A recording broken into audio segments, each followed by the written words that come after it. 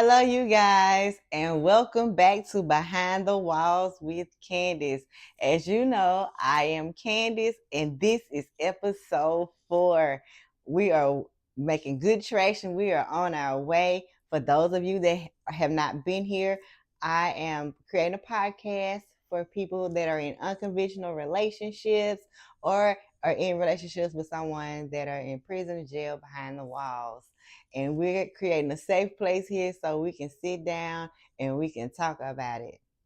So, with that being the case, today's episode is my quiet happiness. And we're going to talk about when you realize that you were happy with the person that you were with, regardless of the geographics, and when you knew that you were all in and you were ready to take that next step. So what we do, we grab our drink of choice, we come and sit down with me, and we're gonna talk about it. All right. So at this point, we had been seeing each other for a few months, and it just felt right. Everything felt right. Everything was flowing. We were still getting to know each other. We were still growing and building this friendship, and it just felt really good. And I was in a I was in a good place where I was ready to see where things go.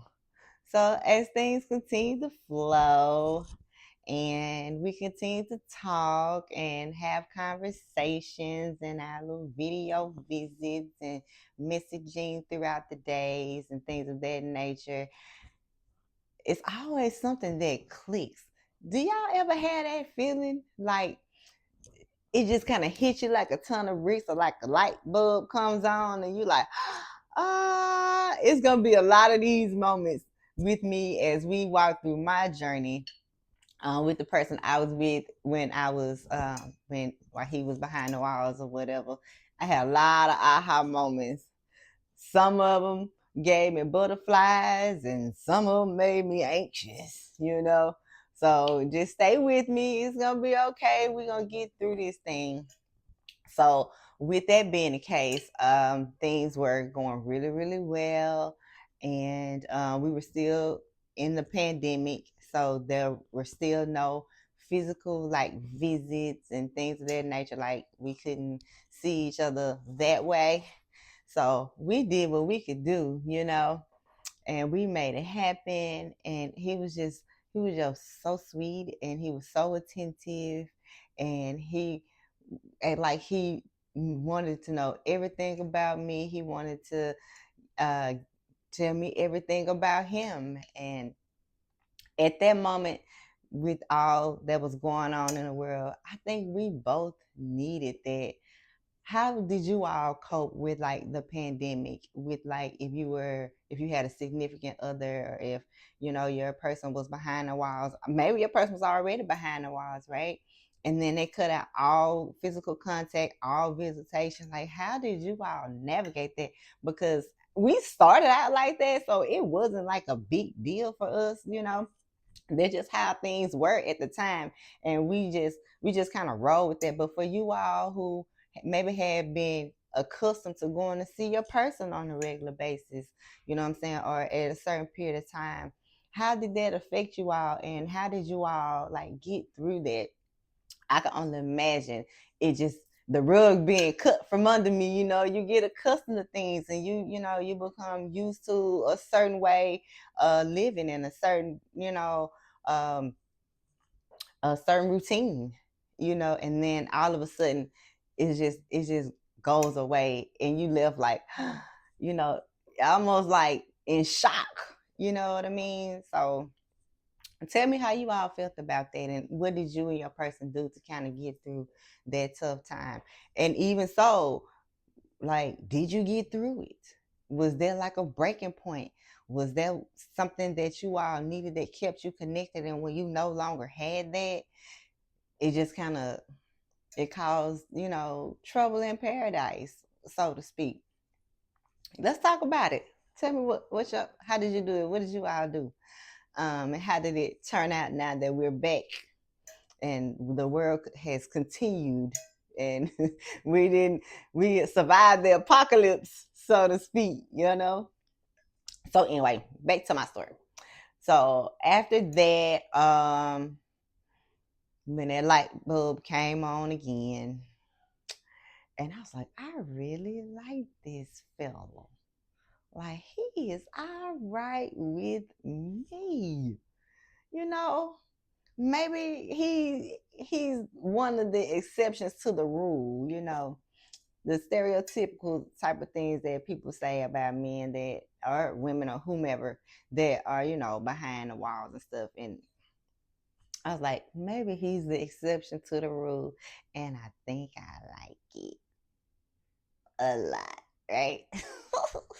So I liked it a lot. And from what I could tell, so did he. So things just kept going. And then I was just like, are we like gonna make this thing official? Like what are we doing? You know, it had been about 3 months or so in, and then um, you know, I had to ask because I'm that person. I don't hold nothing back. Whatever comes up comes out. It used to come out a little reckless. I've grown. And so now that I've grown, it's not, you know, I handle things more discreetly, but I definitely came out with it and I definitely asked him, you know, like, what are we doing? Like, do you want to take this thing a step further? I'm not the one that's going to ask a man to marry me type. Now, that shit, I ain't doing that. That's still his job, and that's just going to be dead on net. I find that a little weird. For those that do that, no judgment. But for me, I ain't doing that. But when it comes to exclusivity and things of that nature, like I don't have a problem with that because I need to know what we're doing. Do I need to move around? You know, do I need to, you know, kind of dial it back a little bit, you know, whatever. So I just be want to know. So I'm definitely that person. I definitely asked him. Obviously, he agreed, and he was like, "Yeah, you know." I was like, "So like we together, you know." That's that's my brain face. What's in my brain? I was like, "So we together." So we exclusive. Like I'm your girlfriend, and like you my boyfriend, and stuff like that. And so he agreed, but then I had to think about what are my people going to think? They are going to judge the shit out of me. And they're going to have a whole lot of questions and a whole lot of opinions and a whole lot of people are not going to like the decision that I made. Did they, you know, my inner circle, like they knew I was conversing with him. They knew that, you know, we were like that, you know, but as far as like exclusivity and being in like a relationship, all that kind of stuff, like yeah, I was petrified. I was nervous. I I didn't know how to have that conversation with people where I didn't become overly emotional or defensive or feeling like, you know, I had to explain myself. You know, I'm not good at telling people or but yeah, I'm not good at feeling like I have to explain what I do because at the end of the day, sweetie, I'm grown, we grown, and you know, we all make our own decisions in life or whatever. And I wasn't ready to have that conversation with my inner circle and my family. Because they some of them know him like personally. Like I didn't know him directly, like I didn't know nothing about him. It was just over like conversations that we had. We realized that we had a lot of people in common and cross paths with a lot of the same people, like friends and family. Like it was like almost freakishly too close for comfort. Like seriously though, like I didn't even realize that we knew each other and we were just that closely connected. But um I wasn't ready to have that conversation with them. Um it made me anxious just thinking about having to explain it, and I didn't want to do that. So I kept my happiness quiet for a long time. Um, Now, I'm saying a long time because I'm saying like months. You know, that's a long time for me because as you all know, I like to talk and I am somewhat of an open book. I don't feel the need to hide things from people. I don't feel the need to lie about things. So um, I wasn't ready for that. And so I kept it to myself for a while as far as us being in a relationship, you know. Um, I had to get my thoughts together and I had to get my nerves in check and be able to have that conversation, you know, from a peaceful, calm place. So for a few months, I kept my happiness to myself and I kept it quiet. But I was so happy to have him in my life. I was happy to be a part of his life. I felt like I could bring a light to him that could be so dim at times with people in that position. You know, they need that life just like we need that life, just like we need love, just like we need someone to have some compassion for us and to really be open minded and open hearted, you know, about, you know, who we are as individuals and where we stand in our points in life. You know, we all have those places in life that we just need somebody to support us, just like us, y'all, just like us. We just need somebody to support us sometimes and not to judge us and not to take what we've done or our past and make it who we are as people. You know, we need that support, you know.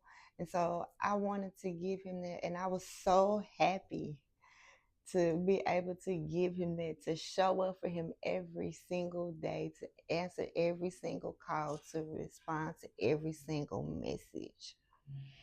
I was happy about that, you guys. How did Tell me, how did you break it to your family? Or what was your thought process when you was like, oh, I gotta tell them at some point, oh, they gonna find out, or oh, how am I going to address this? You know, like what do I do? Were you anxious? Were you scared? Were you ashamed? Like what? How did you all feel when you were happy?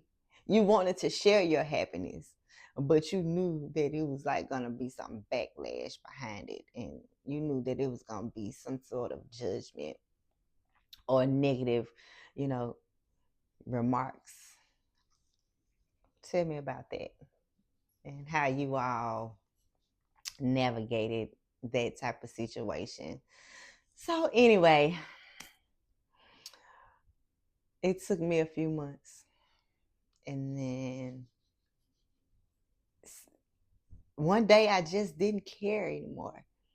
One day I could no longer hold back this happiness that I felt and the love and compassion that I felt like I was getting from him and the love and compassion that he was giving me.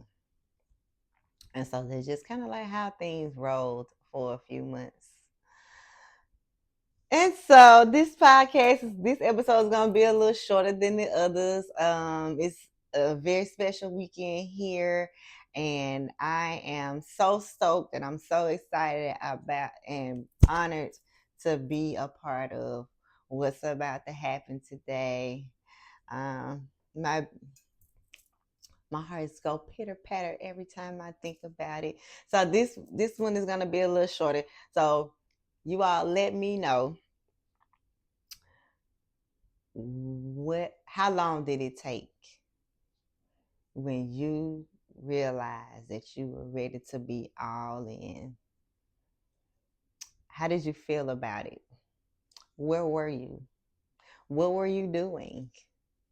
How did that realization make you feel when you knew that I really want to be with this person and I want to go the distance with them and I want to see how things turn out?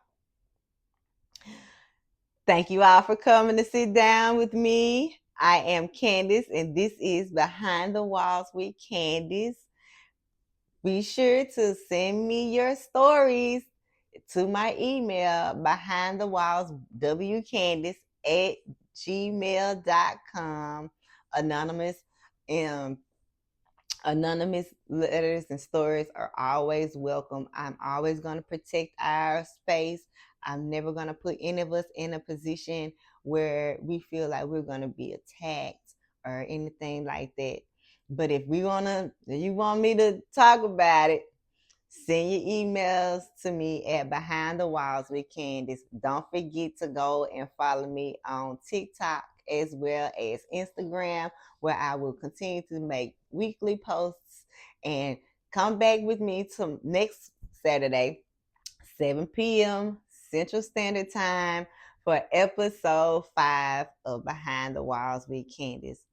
Thank you all so much again for joining me tonight. I wish you all well, and I hope you have a great rest of your weekend. Thank you, and good night.